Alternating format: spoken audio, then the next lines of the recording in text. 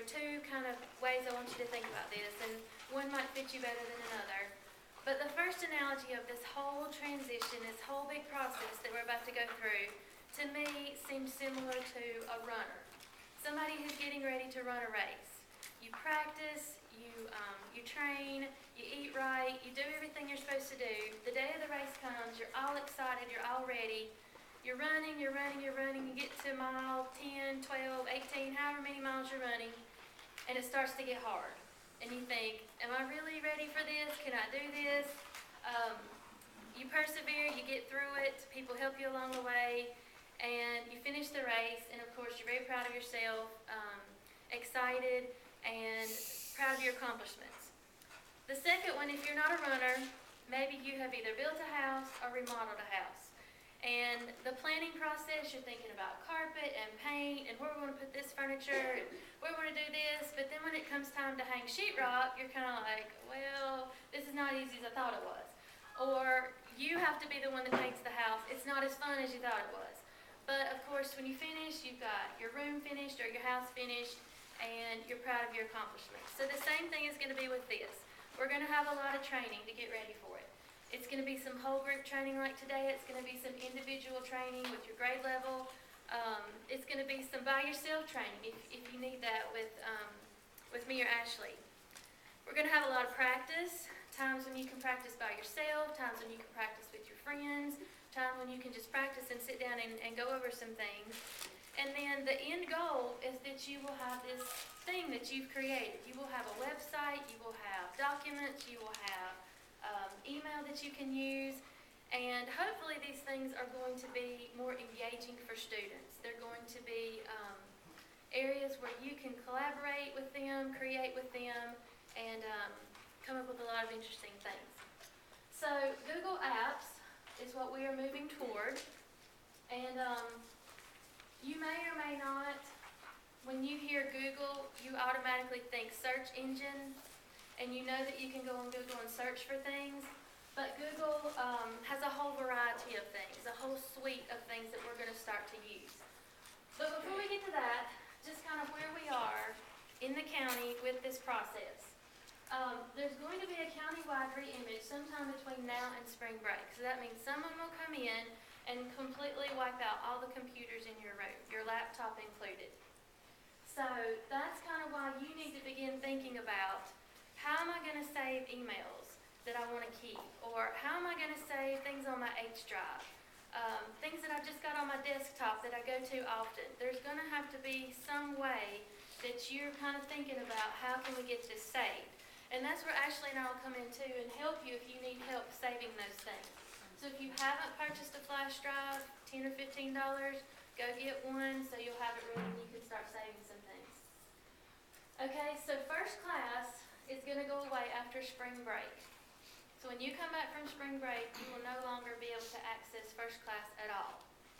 Novell is going to go away after the re-image. So it might be before spring break. They're going to give us hopefully a week or two heads up as to when it's coming. But something will replace Novell called Active Directory, and it'll just be a new way to log in on your computer. So updating your web page will be something that Ashley's going to help you with during grade level this week and next week. And it's going to need to be something that you put on this web page that's going to have to last you through the end of the year. So if you know dates that are coming up, go ahead and put those on there. But after spring break, you can't change it. You can't edit it. You can't look at it.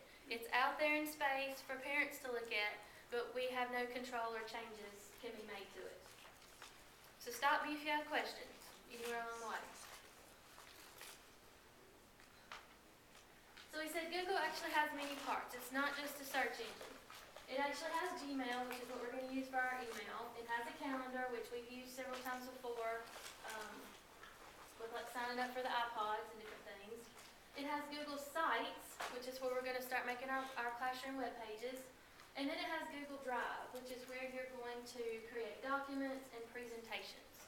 So these are basically the four parts that we're going to go over today.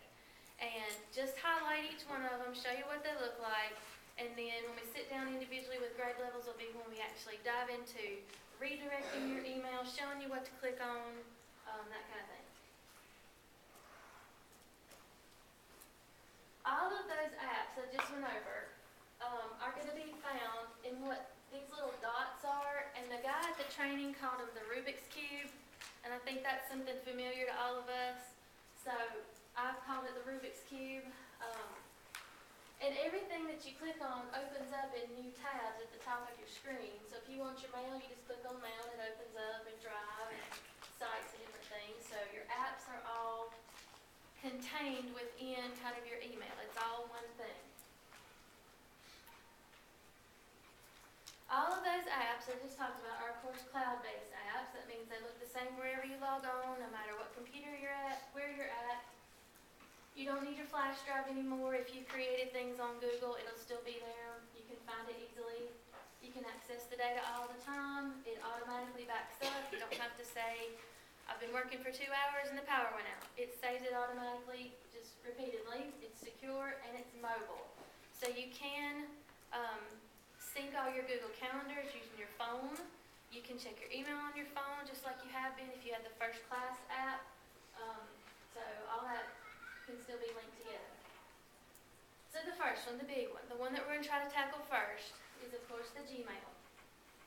Now, probably a lot of you, some of you took the technology survey that I sent through email, and it appeared that most of us have at least heard of Gmail, or you have a personal Gmail account of your own. But if you have a personal one, you're going to need to have a Cleveland County Schools one. So they're going to be 2 separate things. So, for example, on my phone, I have my personal Gmail account linked in one place. I have an app for my Gmail account for the school, so I can still check both, and they're separate, and I can still keep them separate. So you will have everybody will have 1 or 2, depending on if you already have a personal one. First Class, we ran into some problems because it only had 75 megabytes of storage, and Gmail has 30 gigabytes, which is about 400 times more storage space. So a lot of people would say, well, I've put 5 pictures on my website and now my email's locked out. So that probably won't happen anymore. We're hopeful of that, so that's a good thing. All of our email addresses will stay the same. Everybody's domain will still be at clevelandcountyschools.org, so you don't have to change anything. You don't have to tell anybody, my email address has changed. Everything will just keep moving on the same as it's been. The only thing that might be different is that you might have to create a new password. You know, when we created First Class, or we started using First Class years ago, it was like just name something simple. It didn't have to have capital letters, it didn't have to have numbers in your password, but I personally, when I logged in for the first time, I had to change mine because mine was a very short word, and now I have a capital letter, a lowercase letter, and some numbers. So you may have to change your password. We talked about how everybody's going to switch over after spring break. You can switch now, which our now is going to be when the grade levels meet. So when your grade level has your meeting, you've got all your devices, and you're switched over, then you're switched over. So everybody will kind of switch over at different times. No matter when you switch over, though, you're going to be able to work with Gmail, but your First Class is going to kind of be a backup. Because right now I've already switched over mine. So I'm checking my new mail in Gmail. I cleaned out my First Class before I even started with the Gmail. I got it down to 0. No folders, no files, no messages, no anything. 0. So my new mail comes in through Gmail. I'm still getting mail through First Class. So I check it in Gmail, I go over to First Class, and I see that I make sure I've gotten it all. Now Gmail tries to think for you sometimes, and if it thinks that spam or trash are not very important, it puts it in spam. So I've gotten 1 or 2 in my First Class, and I'm like, wait a minute, this didn't come through on Gmail, something's wrong. But I went over and I found it in spam, and I told it, no, for me, this is not spam, this is important, and it needs to go in my inbox.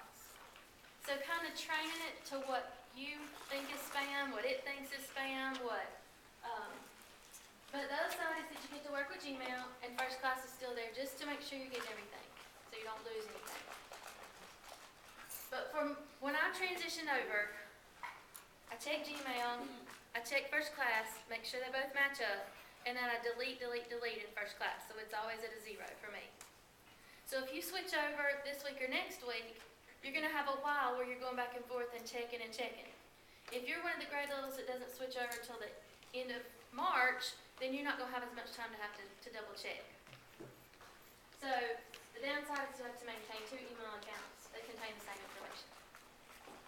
But if you rely on your Gmail and then just sort of, yeah, I think I got it, delete, and kind of get over more toward that Gmail side, you'll be more likely to do better with it and use it more. So, first class is going to have to be at a 0 when you're getting ready to switch over to Gmail. So you're going to have to think about, how do I want to save these emails? Do I want to print some of them? Do I want to save some of them? How am I going to deal with all these messages? What do I want to do with them before I switch over? There's no way to transition your folders into the Gmail. Not that we heard. Several people asked that. Once you get into the Gmail, you can make folders all you want to, and they call them labels for some reason. They like the term labels instead of folders, but it means the same thing. So, like I said, you got to start thinking about how you want to save your stuff to get ready for that. So at if we're transitioning at a grade level, when we come to grade level, our email needs to be 0. We'll help you with that. If you know how to do that, great, go ahead, you'd be a step ahead. But if not, we'll help you through that if you need to. Alright, so when we're getting over to the redirecting part, Ashley and I are going to help you with that. We're going to sit down, just your grade level, maybe some support people too, and get it all transitioned over so where you're receiving new mail in Gmail, and you're going to keep cleaning out first class as it comes to you.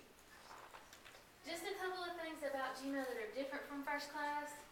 The unsend.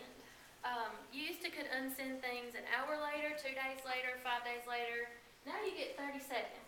So if you decide, wait a minute, I didn't mean to say that, or I meant to add this to it, you better think fast. So they don't give you too much time to go back on that. However,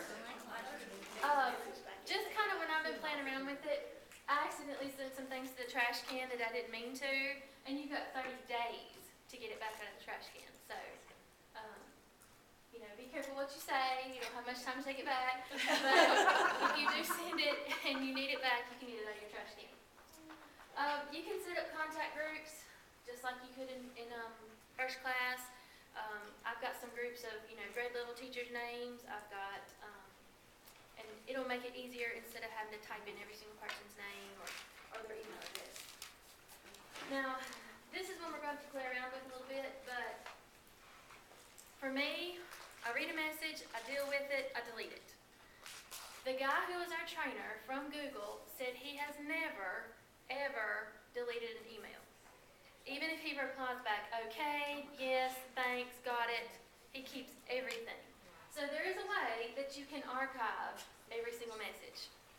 Or if you really feel like you want to just archive messages to parents or messages to administration, there's a way to do that. And they call them labels instead of folders. We'll talk about that later. We did talk about that it automatically categorizes your spam mail. So all your CVS coupons are going to go straight to spam. All of your brochures about places you've been over the summer traveling are going to go straight to spam. If you don't want it to go to spam, you'll have to kind of teach it what you want to be spam and what you don't. Very basic. We'll go over this a lot more. Don't worry about writing it down. But you'll need to use Chrome as your browser to check your email. There will no longer be a little icon in the middle of your desktop that says First Class or Gmail. You will have to go on the internet using Chrome. Just as if you were going to search for something, you type Gmail login. When it comes up, you're going to type in your email address and your new password. It might be new to you, it might not, depending on if it was long enough to begin with. There's a button at the bottom or a box that you can check to stay signed in or to not stay signed in. If kids are using the computer, probably not a good idea to stay signed in. If it's your laptop, you're probably okay. It'll ask you for your new password. Make sure you write it down.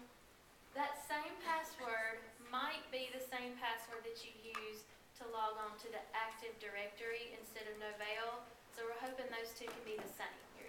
password and your Active Directory password.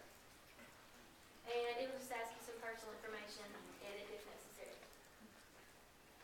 Alright, so that's all the email stuff. Number 2 about Google. Second component is Google Drive. Now, this chart just kind of tells types of communications, how we've been used to doing it, what Google offers, and the purpose. So we've got any kind of correspondence. You usually use Word. In Google, you're going to use what's called documents. It's basically the same thing. It looks just a little bit different, but you get the same results. You're writing letters, reports, papers, or memos.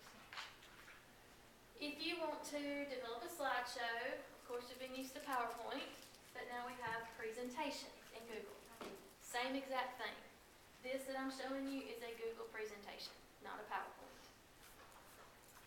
And spreadsheets, we're used to using Excel. Of course, they just name their spreadsheets, and you're going to populate data. Then there's a different one, a new one, called Forms.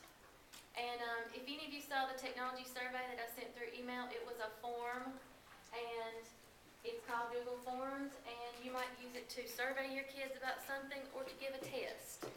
And the trainer said you could even get it to grade it for you. So a lot of things we'll have to figure out, but those are kind of the basic things. You have documents, presentations, spreadsheets, and forms. Are we losing Microsoft? Not yet, But we will eventually. but I think the key is yet, right?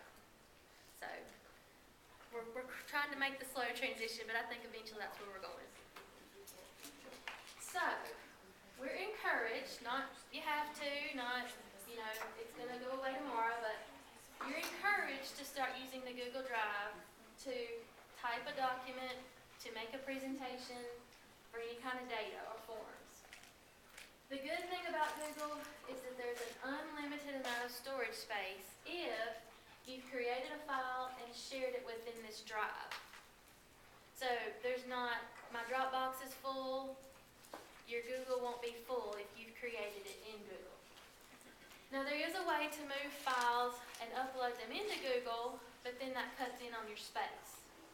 So when you get to share and have unlimited, one, if you move it in, you are eating away at your space. Alright, so that's number 2, Google Drive. Number 3 then is Google Calendar. And we've probably all seen these before with the iPod card or different things, but Google Calendar, you could use it to display homework. They gave us one suggestion. When you're making your website, you can put a Google Calendar on your website, and parents would know your homework, school appointments, meetings, and then personal uses. You can have and view multiple calendars at one time, and all of these can be synced with your phone. So you can just click and have everything meshed together. So then number 4, if we're not going to have a first-class website, we have to have a website, so it's going to be under Google, Google Sites. The current website will come uneditable after spring break. We're going to put generic information on it now to last us through the end of the year. But eventually, and I could see another maybe 6 weeks, 2 months, we're going to start working on your website through Google Sites. You kind of have 2 choices. You can start from scratch, which I know sounds hard and overwhelming, but it's really not. From scratch might be one of the easier ways to start, or you can use a template. There's some templates that Cleveland County Schools have approved for us to use, and you can use one of those. So sharing. Sharing is kind of the new buzzword. When you create all of these things using Google, you can share them not only with your colleagues, but you can share them with your students. Now, I don't know if we'll ever get to one-to-one technology in elementary, but in the middle school and high school, they're thinking seriously that's coming in the next maybe year or so. And kids will be able to pull up the same thing the teachers got, and we're all kind of sharing it together through Google. So we'll have limited attachments on emails. We'll just give people sites and permission and ownership and sharing and all of that, and everybody can see all your documents. So everything we discussed today can be shared with anybody as long as you know their address, or you can make a link for them to view what you have. You just have to be careful about, do you want this person to just view it? Do you want them to be able to edit it? Or do you want them to be able to comment on it? So you kind of choosing some of your settings there as you share your information. I'm going to show you one example of each. It's very short. Your mailbox looks like this. I have mine set up where I have my unread emails at the top. I have everything else at the bottom. You can set it up where it's all mixed up, or you can, choose however you like it the best. You have some choices over here to the side. Compose, of course, you're going to write an email. If I click on one, it gives me a lot more choices at the top to deal with that. I've uploaded my picture. I can click on any of these people. I've sent them an email recently. That's just kind of an idea. The yellow means that it's important to me. So I found some in spam and I had to mark them as important to get them over here to this part. So that's what your mailbox looks like.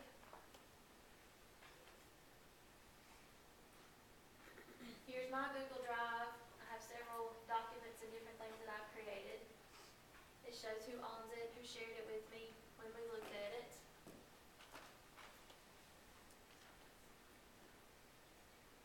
This is the Google Calendar, my personal calendar, and when my husband works. So you can take on layers and it'll add more stuff to it. You can take off layers, it will take off things that you don't really want to look at. So you can personalize that to what fits your needs. And then I have two sites. I told you that you could either make one from scratch or you could choose a template. And here's mine from scratch. I just made 2 pages. Here's a library, here's a picture, here's when we're open. Here's the librarian, a little bit about me. Very basic. Or you can choose the template, which is more colorful, more pictures. And it tells you exactly what to put, what to say. And of course, this is where you're going to edit and change some things, but it says name, grade, take a few minutes to write a brief introduction about yourself. I mean, it tells you exactly what to put for each part. So you might like the template, and you might like to start from scratch, just depends. So just as I open new things, everything's open in a new tab at the top, and it's kind of all connected and all together. So when you're ready to exit, you're going to close each tab and then click on your name to sign out. So goals for next time. When you meet individuals with your grade level, we're going to redirect your email. We're going to teach you how to open and read, how to reply to an email, how to send an attachment, how to create a new email, and how to create some groups. So we're on a journey. If we can get Gmail down, that'll be our first part.